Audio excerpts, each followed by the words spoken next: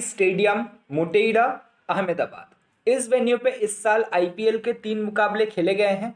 तीनों बार ही chasing side जीता है, मतलब आज जो भी कैप्टन टॉस जीतेंगे batting second and bowling first करना ही प्रेफर करेंगे। ये बात आपको सीधा सीधा समझ लेना है, ठीक है।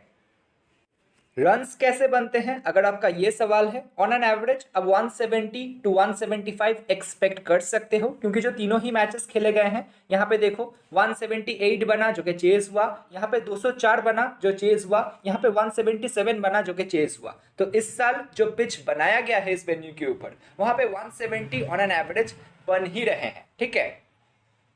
उसके पहले इंडिया एंड न्यूजीलैंड के बीच में एक मैच खेला गया था जो भी हाई स्कोरिंग था। हालांकि सेकेंड इनिंग में न्यूजीलैंड बहुत ही गंदा बैटिंग किया था, ठीक है। पेसर्स का डोमिनेशन ना आप चेकआउट कर सकते हो। देखो पहले के जो 3 मैचेस हैं, मतलब लास्ट जो 3 मैचेस खेले गए हैं, यहाँ पे पेसर 7 विकेट, स्पिनर 5 विकेट, यहाँ पे पेसर 4 विकेट, स्पिनर 7 विकेट। इस वेन्यू के ऊपर मतलब ये जो मैच था यहाँ पे 7 विकेट क्यों मिला था स्पिनर को, क्योंकि डे का मैच था। डे के मैच में हमेशा मैंने आपको समझाया है कि स्पिनर्स कंपैरेटिवली ज्यादा गेम में आते हैं, ठीक है। और एकदम पहले वाला जो मैच था इस साल आईपीएल का, वहां पे 9 विकेट पेसर को मिले थे और 3 विकेट स्पिनर को मिले थे। इंडिया न्यूजीलैंड वाले मैच में पेसर को 12 विकेट, जिनमें से सेकेंड इनिंग में 10 विकेट पेसर को मिले थे एंड 2 विकेट स्पिनर को ओवरऑल मैच में मिले थे। उसके पहले पिछले साल आईपीएल में देखोगे यहाँ पे भी पेसर ने ज्यादा अच्छा किया है, चेज हुआ है, यहाँ पे भी चेज हुआ है, पेसर ने ज्यादा अच्छा किया है। तो जेन्युइन पैटर्न जो है ना इस वेन्यू का, चेज होता है एंड पेसर्स कंपैरेटिवली ज्यादा अच्छा करता है। बट यही अगर दिन का मैच होता, मतलब दोपहर का मैच होता, आप कह सकते थे कि स्पिनर ज्यादा गेम में आएंगे। इस मैच में ऐसा नहीं है कि क्वालिटी स्पिनर गेम में नहीं आ सकते, जैसे कि राशिद खान है, डेफिनेटली गेम में आएंगे, बट उतना ज्यादा स्पिनर का बोलबाला शायद आपको ना देखने को मिले। ओवरऑल पिछले 10 मैचेस में 8 बार बैट सेकंड तो 2 बार बैट फर्स्ट करने वाला टीम जीता है, ठीक है। पेसर को फर्स्ट इनिंग में 34 विकेट तो सेकंड इनिंग में 38 विकेट मिले हैं, तो दोनों ही इनिंग में पेसर्स इंपॉर्टेंट है। फर्स्ट इनिंग में स्पिनर 23 विकेट तो सेकंड इनिंग में 15 विकेट निकाले हैं, ठीक है। अब दोस्तों यहाँ पे एक अनोखा चीज मैंने आपके लिए लाया हूं, power play study. Power play study मतलब शुरुआत के 6 ओवर में फर्स्ट इनिंग में एंड सेकेंड इनिंग में कितना विकेट गिरता है। इससे आपको क्या अंदाजा लगेगा कि पावर प्ले वाले जो ओपनर्स है, यानी कि टीम्स के टॉप 3 बैटर्स, उनमें से कितने बैट्समैन चल सकते हैं। मतलब टॉप 3 को एक साथ लेना चाहिए या फिर टॉप ऑर्डर के बैटर्स को हमें कंप्लीटली छोड़ के जाना चाहिए। देखो 2019 से अगर पिछले 3 से 4 साल का अगर आप स्टडी करोगे ना, इस वेन्यू के ऊपर जितने भी T20 के मुकाबले खेले गए हैं, चाहे आईपीएल का हो, चाहे डोमेस्टिक मैचेस हो, चाहे इंटरनेशनल मैचेस हो, फर्स्ट इनिंग में 15 में से 14 बार विकेट गिरा ही गिरा है। पिछले मैच में 2 विकेट गिरा था, उसके पिछले वाले मैच में 2 विकेट, फिर 1 1 1 2, ऑन एन एवरेज आप पकड़ के चलो 1 से 2 विकेट फर्स्ट इनिंग में जो भी टीम बैटिंग करेंगे उनका गिरेगा। सेकेंड इनिंग में हालांकि ये परसेंटेज थोड़ा सा कम जाता है, जैसे कि 15 में से 12 बार विकेट गिरा है, तो 3 बार ऐसा रहा है सेकेंड इनिंग में बैटिंग करते हुए जब विकेट नहीं गिरा है। ऐसा क्यों? क्योंकि मैंने आपको कुछ देर पहले ही समझाया कि यहाँ पे चेज होता है। अगर चेज हुआ और अच्छा खासा चेज हुआ, नॉट नेसेसरी शुरुआत में विकेट गिरेंगे, तब चेज करना आसान होता है, बैटिंग करना आसान होता है, ठीक है। तो सेकेंड इनिंग में विकेट्स गिरने के चांसेस पावर प्ले में हल्का सा कम है। फर्स्ट इनिंग में जो भी टीम बैटिंग करेंगे ना, उनके टॉप ऑर्डर के बैटर्स में से इक्का दुक्का बैटर आप छोड़ के जा सकते हो, कहने का मतलब ये है, ठीक है।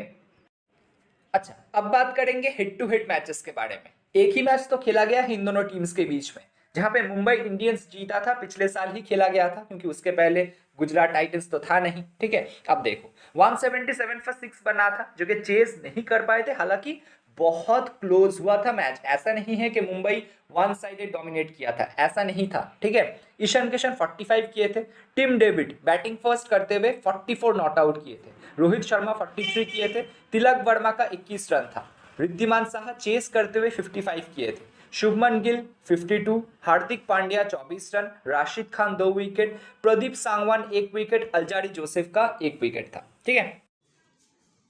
प्लेयर बैटल्स, शुभमन गिल को जोफ्रा आर्चर 13 बॉल में 2 बार आउट कर चुके हैं। तो पहले जो पावर प्ले होगा वहां पे शुभमन गिल को आर्चर को अच्छे से संभाल के खेलना है। अगर आर्चर को ये खेल लेते हैं, मेरे हिसाब से शुभमन गिल लंबा खेल सकते हैं। रिद्धिमान साहा अब तक आर्चर को सही खेले हैं, 4 बॉल में विकेट नहीं दिए हैं, बट रिद्धिमान साहा को ध्यान रखिएगा इन कुछ चीजों से परेशानी होता है। पहले तो कोई ऐसा राइट आर्म फास्ट बॉलर जो कि 145 के स्पीड से कंटिन्यूअसली डाल सकता है, जो कि आर्चर कर सकते हैं, ठीक है। उसके बाद left arm medium fast bowler जैसे कि जेसन बेहरेनड्रॉफ, इनको दिक्कत दे सकते हैं, जो कि अब तक आमना सामना नहीं हुआ है। उसके बाद लेग स्पिनर से भी रिद्धिमान साहा को दिक्कत होता है, तो मुझे लगता है आइदर आर्चर और बेहरेनड्रॉफ शुरुआत में रिद्धिमान साहा को चलता कर सकते हैं, स्पेशली अगर गुजरात बैटिंग फर्स्ट करता है तो। हार्दिक पांड्या आर्चर को 46 बॉल्स में 3 बार विकेट दिए हैं, पीयूष चावला को 1 बार विकेट दिए हैं, बाकी ठीक खेले हैं। विजय शंकर ठीक खेले हैं या फिर आमना सामना नहीं हुआ है। यहाँ पे डेविड मिलर 1 बार आर्चर के सामने 13 बॉल में सिर्फ 7 रन कर पाए हैं, 2 बार पीयूष चावला के सामने 38 बॉल्स में 34 रन करके 2 बार आउट हुए हैं, ठीक है।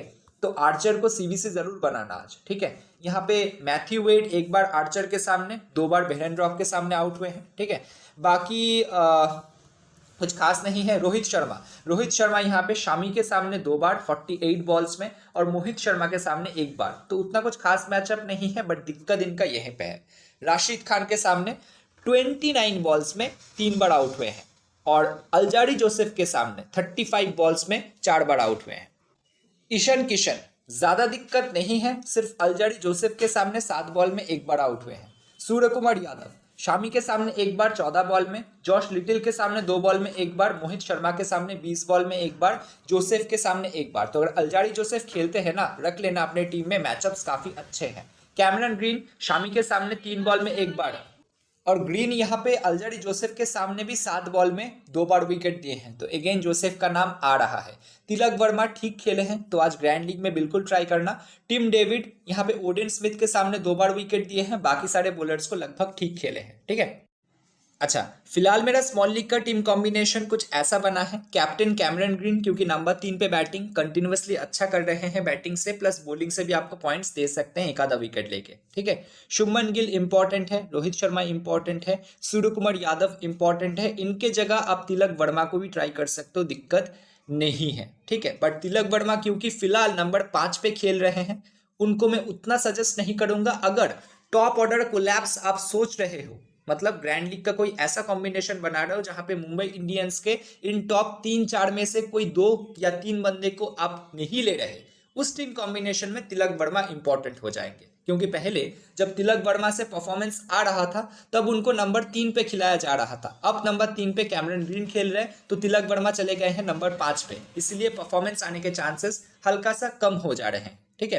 बाकी मैंने बेहरेनड्रॉफ को रखा है, जोफ्रा आर्चर को रखा है, पीयूष चावला को रखा है। मुझे लगता है आर्चर या फिर बेहरेनड्रॉफ में से कोई एक यहाँ पे रिद्धिमान साहा को जल्दी चलता कर सकते हैं, इसीलिए मैंने साहा को नहीं लिया है। अगर आपको लगता है कि नहीं साहा चलेंगे, तो इन दोनों में से किसी एक को हटाओ, आप साहा को ले सकते हो, ठीक है। शामी एंड रशीद खान इंपॉर्टेंट है, हार्दिक पांड्या तो डेफिनेटली इंपॉर्टेंट है, ईशान किशन भी इंपॉर्टेंट है। आप चाहो तो वाइस कैप्टन ईशान किशन के साथ भी जा सकते हो, या फिर राशिद खान जो कि बहुत बहुत बहुत इंपॉर्टेंट है क्योंकि डेथ में डाल रहे हैं, प्लस बैटिंग भी कर सकते हैं जरूरत पड़ने पे, यह भी आपके लिए कैप्टन वाइस कैप्टन चॉइस बन सकते हैं, ठीक है। इस टीम में मैं कोई भी चेंज करूंगा, फाइनल अपडेट टेलीग्राम चैनल पे मिल जाएगा हर रोज की तरह, जिसका लिंक आपको इस वीडियो के कमेंट सेक्शन में मिल जाएगा। ग्रैंड लीग के डिफरेंशियल प्लेयर, पहले तो रिद्धिमान साहा, अगर गुजरात चेस करता है उस टाइम पे आप रिद्धिमान साहा को ले सकते हो, क्योंकि चेजिंग में ये बंदा फ्री होके खेलता है, आपको 30-35 रन बना के दे सकता है क्विक फायर, ठीक है। बैटिंग सेक्शन में डिफरेंशियल डेविड मिलर कब लेना है, जब गुजरात बैट फर्स्ट करेगा, तब डिफरेंशियल प्लेयर के तौर पे आप ट्राई कर सकते हो। तिलक वर्मा का मैंने आपको कुछ ही देर पहले बताया, अगर टॉप 4 में से किन्हीं 2 बंदे को आप छोड़ रहे हो मुंबई इंडियंस का, तो ही उस टीम कॉम्बिनेशन में तिलक वर्मा को या फिर टिम डेविड को लेने का मतलब है, ठीक है। बैटिंग फर्स्ट में टिम डेविड को प्रमोशन मिल सकता है, तो बैटिंग फर्स्ट अगर मुंबई इंडियंस का हुआ, आप टिम डेविड को ट्राई कर सकते हो। बैटिंग सेकंड में मैं उतना प्रेफर नहीं करता। राहुल तेवातिया फिलहाल एज अ बैट्समैन खेल रहे हैं, तो मैं उतना सजेस्ट नहीं करूंगा। बाकी अभिनव बनहौर का उतना कुछ खास परफॉर्मेंस नहीं आया है। हार्दिक पांड्या तो इंपॉर्टेंट है ही। विजय शंकर, ये बंदा बैटिंग से काफी अच्छे फॉर्म में है, बॉलिंग उतना खास नहीं कर रहा, तो अगर गुजरात का बैट फर्स्ट होता है ना, मेरे हिसाब से और इंपॉर्टेंट हो जाएंगे। अब देखो, अगर विजय शंकर खेलेंगे तो इधर से साई सुदर्शन नहीं खेलेंगे, जो कि पिछले मैच में नहीं खेले थे। अगर साई सुदर्शन आते हैं तो ये नंबर 3 पे खेलेंगे, फिर विजय शंकर उस मैच में नहीं खेलेंगे या फिर एज अ सब्स्टिट्यूट खेल सकते हैं, ठीक है, तो विजय शंकर का खेलना थोड़ा सा डाउटफुल है। अब यहाँ पे ऋतिक शौकीन आपको दिख जाएंगे जो कि राइट आर्म ऑफ स्पिनर है। अब सामने क्या कोई लेफ्ट आर्म बैटर है, मतलब लेफ्ट हैंड बैटर? एक है डेविड मिलर, एक थे साई सुदर्शन जो कि पिछले मैच में नहीं खेले हैं। तो गुजरात का टोटल प्लेइंग 11 देखोगे ना तो 1 से 2 आपको सिर्फ लेफ्ट हैंड बैटर दिखेंगे। तो ऋतिक शौकीन कितने इफेक्टिव होंगे आई डाउट, तो मैं उतना सजेस्ट नहीं करूंगा। वैसे भी पिच में स्पिनर्स के लिए बहुत ज्यादा टर्न तो नहीं है और ये नाइट का मैच है, ठीक है। हालांकि ड्यू आने के चांसेस मैं आपको सच बताऊं उतना खास नहीं है, ठीक है, ड्यू नहीं आएगा। दोनों ही इनिंग में आप समझ सकते हो कि स्पिनर इक्वली इंपॉर्टेंट है, ठीक है। सेकेंड इनिंग में हल्का सा ज्यादा क्योंकि पिच में वेरेंटियर ज्यादा होता है। बाकी यहाँ पे जोफ्रा आर्चर का 26% सिलेक्शन क्यों है मुझे नहीं पता, क्योंकि इंपॉर्टेंट तो है ही और बॉलिंग फर्स्ट में बहुत ज्यादा इंपॉर्टेंट है। ग्रैंड लीग का कैप्टन वाइस कैप्टन भी इस मैच में मैं आपको सजेस्ट करूंगा क्योंकि सामने मैचअप्स एंड प्लेयर बैटल्स में बार बार इनका नाम आया है, ठीक है। चावला 72%, बाकी बेहरनड्रॉफ पिछले मैच में खेले थे, इंपॉर्टेंट होंगे। लेफ्ट आर्म मीडियम फास्ट बहुत इंपॉर्टेंट है, स्पेशली नया बॉल अगर स्विंग होता है ना। अब देखो पावर प्ले स्टडी मैंने आपको दिखाया था, शुरुआत में विकेट गिरता है, स्पेशली फर्स्ट इनिंग में अगर गुजरात बैटिंग करता है ना तो मुझे लगता है बेहरनड्रॉफ शुरुआत में आपको विकेट निकाल के दे सकते हैं, ठीक है। बाकी मोहित शर्मा पिछले मैच में 2 विकेट निकाले थे एज ए डिफरेंशियल प्लेयर, बहुत इंपॉर्टेंट होंगे ये। 14% सिलेक्शन है, ग्रैंड लीग में ट्राई करना। बाकी और कोई खास है नहीं यहाँ पे।